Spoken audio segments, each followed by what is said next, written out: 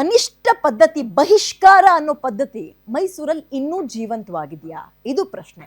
ಬಹಿಷ್ಕಾರಗೊಂಡಿದ್ರು ಬಂದಂತಹ ಎಲೆಕ್ಟ್ರಿಷಿಯನ್ ಮೇಲೆ ಹಲ್ಲೆಗೆ ಪ್ರಯತ್ನ ಪಟ್ಟಿದ್ದಾರಂತೆ.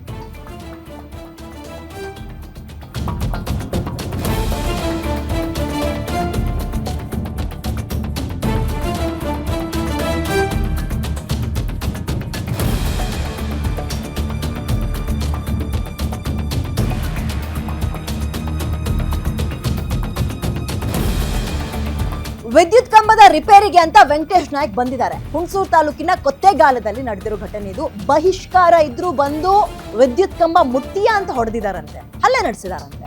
ರತ್ನಾಕರ್, ರವಿ ಸೇರಿದಂತೆ ಮಹಿಳೆಯರು ಕೂಡ ಹಲ್ಲೆಗೆ ಪ್ರಯತ್ನ ಪಟ್ಟಿದ್ದಾರೆ. ಸೋಷಿಯಲ್ ಮೀಡಿಯಾದಲ್ಲಿ ಹಲ್ಲೆಗೆ ಮುಂದಾಗೋ ವಿಡಿಯೋ ವೈರಲ್ ಆಗ್ತಾ ಇದೆ. ಸದ್ಯ ಹಲ್ಲೆ ಮಾಡಿದವರ ವಿರುದ್ಧ ವೆಂಕಟೇಶ್ ನಾಯ್ಕ್ ದೂರು ಕೊಟ್ಟಿದ್ದಾರೆ. ಜಾತಿ ನಿಂದನೆ ಮಾಡಿ ಅವಾಚ್ಯ ಶಬ್ದದಿಂದ ನಿಂದಿಸಿದ್ದಾರೆ ಅಂತ ದೂರು. ಬಹಿಷ್ಕಾರ ಪದ್ಧತಿ ಈ ಅನಿಷ್ಟ ಪದ್ಧತಿ ಇನ್ನೂ ನಿಮ್ಮ ಊರಿನಲ್ಲಿ ನೀವು ಜೀವಂತವಾಗಿ ಇಟ್ಕೊಂಡಿದ್ದೀರಿ ಅಂದ್ರೆ ಎಂತೆಂತ ಕಾನೂನು ಬಂದಿದೆ ಇದಕ್ಕೆ? ಅದಕ್ಕೆ ನೀವು ಬಗ್ಗಲ್ಲ, ಹೆದ್ರಲ್ಲ ಅಂದ್ರೆ ಏನ್ ಪಾಳೆಗಾರಿಕೆನ ನಿಮ್ದೆ? ಮಹಿಳೆಯರೆಲ್ಲ ಹೋಗ್ತಾರಂತ ಹೊಡಿಯಕ್ಕೆ. ಆತನ ಕೆಲ್ಸಕ್ಕೆ ಆತ ಬಂದಿದ್ದಾನೆ, ಕರ್ತವ್ಯಕ್ಕೆ ಅಡ್ಡಿ ಅಂತ ನಿಮ್ಮಲ್ಲಿ ಕೇಸ್ ಹಾಕಕ್ಕಾಗಲ್ವಾ? ಬಹಿಷ್ಕಾರ ಪದ್ಧತಿಯನ್ನು ಅನಿಷ್ಟ ಪದ್ಧತಿನ ಇನ್ನೂ ಜೀವಂತವಾಗಿಸ್ಕೊಂಡಿದ್ದೀರಿ ಅಂದ್ಕೊಂಡು ನಿಮ್ಮಲ್ಲಿ ಕೇಸ್ ಹಾಕಕ್ಕಾಗಲ್ವಾ?